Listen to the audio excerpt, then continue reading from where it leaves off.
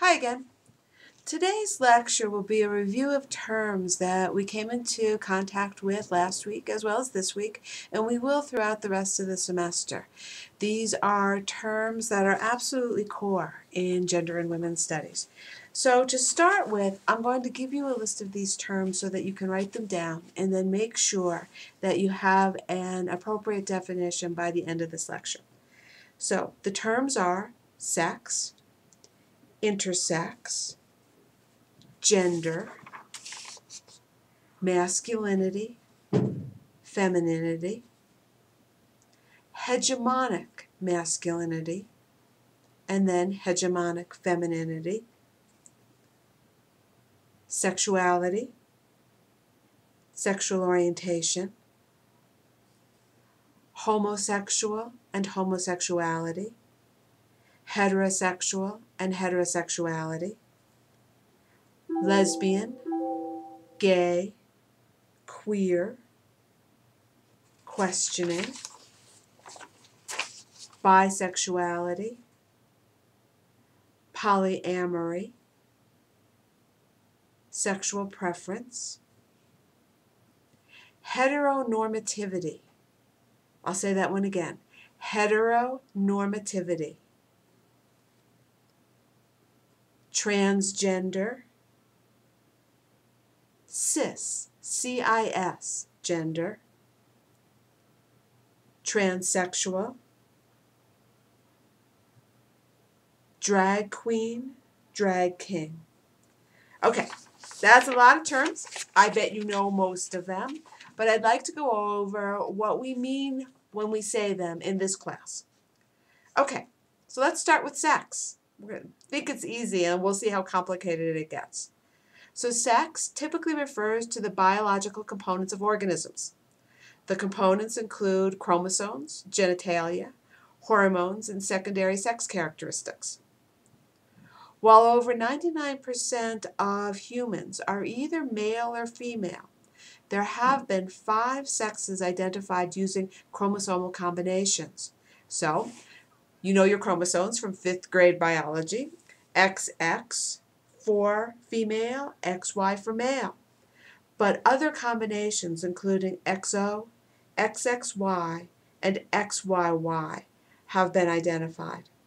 So when you think about that, if you're in a concert or a large classroom, someone in there using just basic statistical probability has a combination of chromosomes other than XX or XY, which is the single most used characteristic of identifying sex.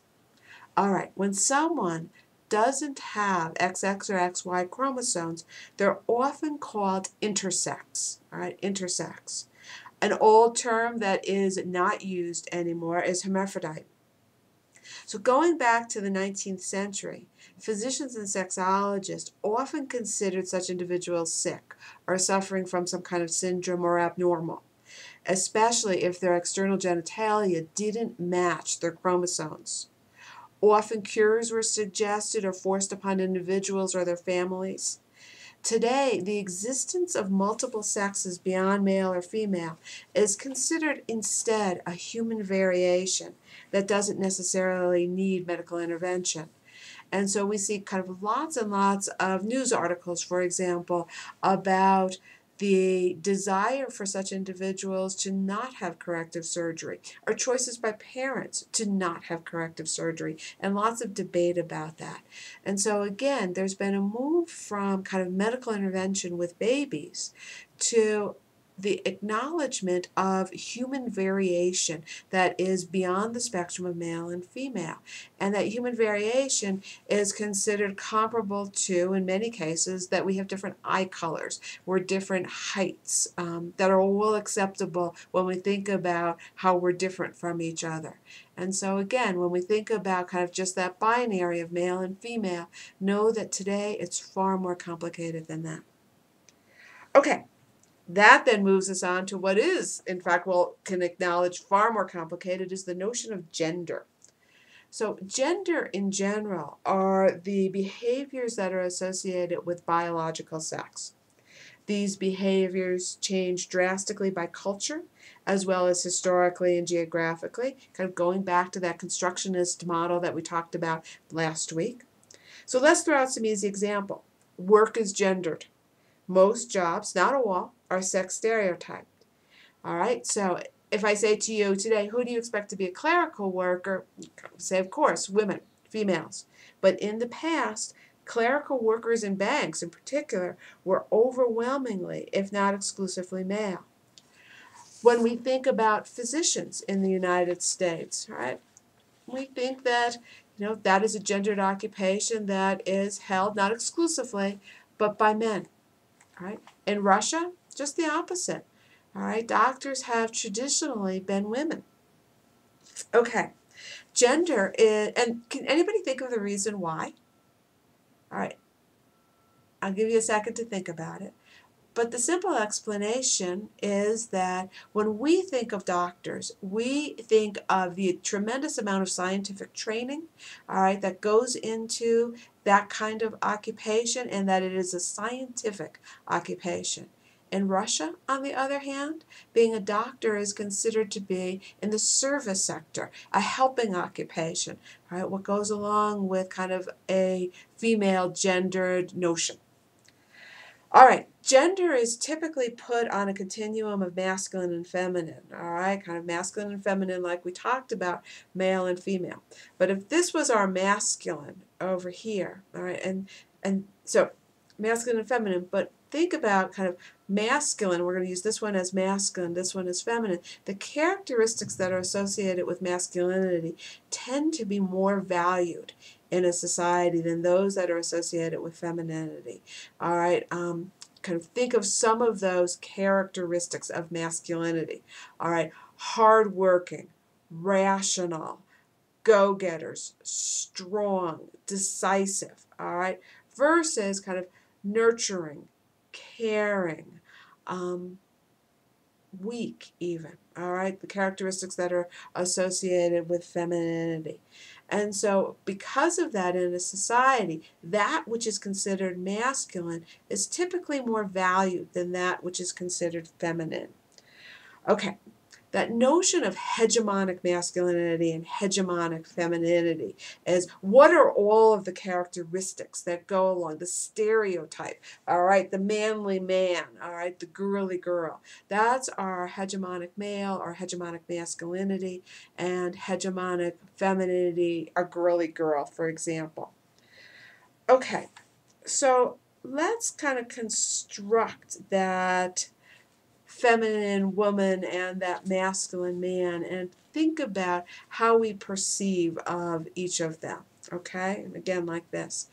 All right, so when I ask you to kind of think about a man being an engineer, kind of we think about, okay, kind of that manly man. A woman being a school teacher, right? All right, that's a good job for a woman, or a nurse. What if we flip it for a second and think about a woman going into engineering? Honestly, isn't our response for the most part, okay, you go girl. All right, you go girl. All right, what about a guy who wants to be an elementary school teacher? Okay, but maybe you could be a principal soon? Something along those ideas. Okay. We're going to change to a new topic, sexuality. All right. Sexuality is a term that's associated with sexual desire that requires an object of that desire. Okay? So, if an individual who is female kind of desires someone who is male, all right, we say that their sexual orientation is straight, right? What about if my orientation is towards another woman? All right, then it would be gay or lesbian, all right, being the kind of appropriate term being lesbian, a woman who has sexual desire for another woman. Gay is a term that defines men who have sexual attraction for other men. It's often used as an umbrella term, though, and so, you can talk about women who are gay, and, that doesn't mean anything about men. It's just kind of an umbrella term that's used. Okay.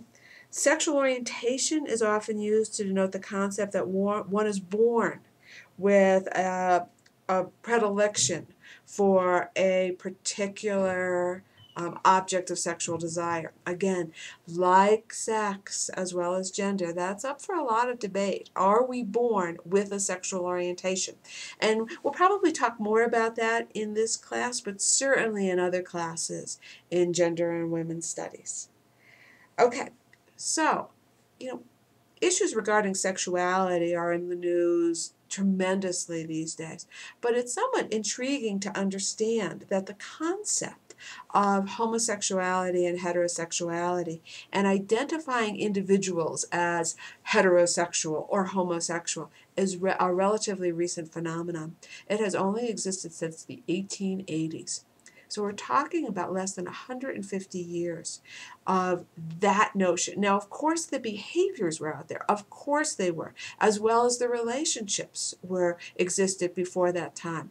But there was no identification of individuals or certainly groups, all right, in terms of sexuality before about 150 years ago.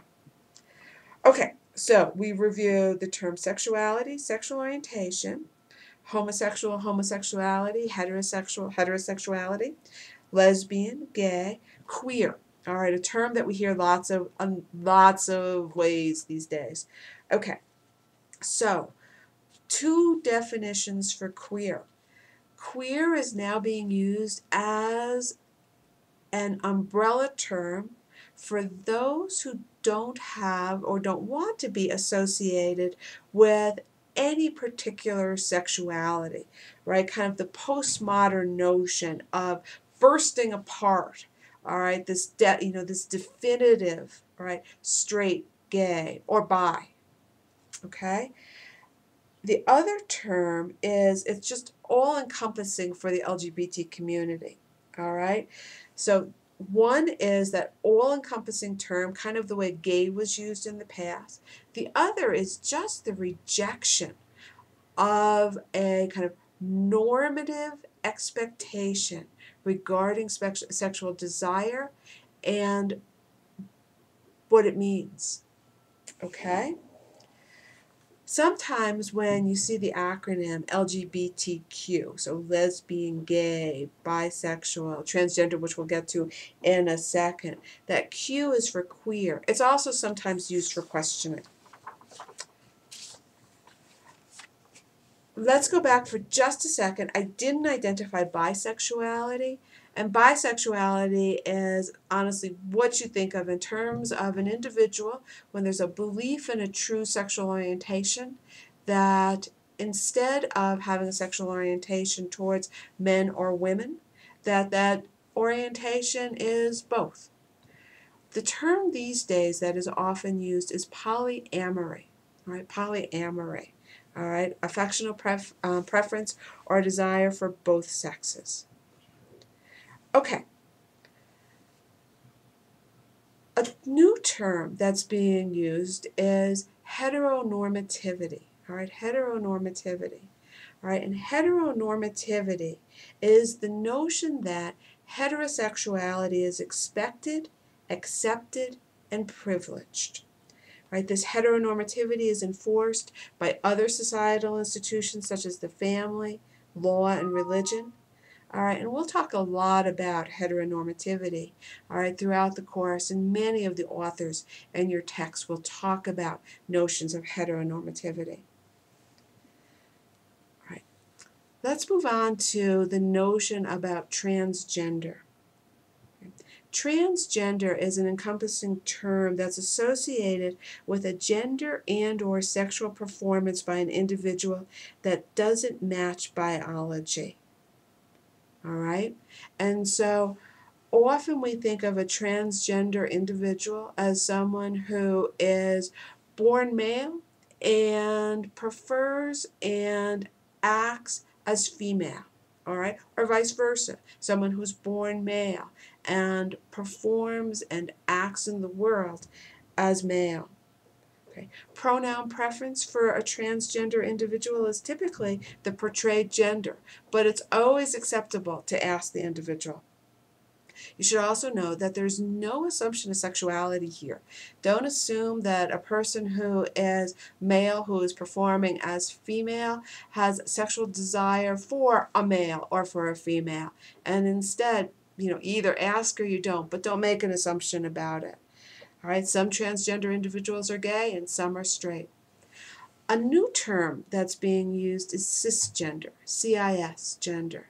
And that's a term, so that we know that's a term that is associated with an individual who is biologically a sex and performs that sex. So being, for example, biologically female and performing, all right, to the world as biologically female. All right, so I would be considered cisgender. I am biologically female. I perform to the world as female. I'm cisgender female. Okay. The difference between transgender and transsexual sometimes, all right, not always, but sometimes, transsexual is a term that's used to denote someone who has gone through some kind of medical alteration of his or her body, all right, in order to conform with the gender presentation that he or she chooses. So, for example, someone who is biologically male is taking hormones or has gone through gender reassignment surgery in order to be in the world more easily as female is often referred to as transsexual. Someone who hasn't gone through that kind of hasn't gone through that medical transformation, sometimes referred to as transgender. Okay, that's a tremendous amount. Let me just throw in a term that's not used these days is transvestite, which is someone today who is referred to as cross-dressing or a drag queen or a drag king, terms that I'm sure that you have run into.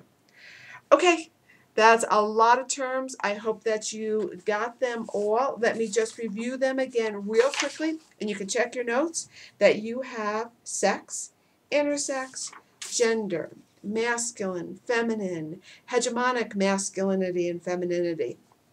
You understand sexuality, sexual orientation, homosexual and homosexuality, heterosexual and heterosexuality, lesbian, gay, queer, questioning, bisexual, polyamory, heteronormativity, transgender, cisgender, drag king and drag queen.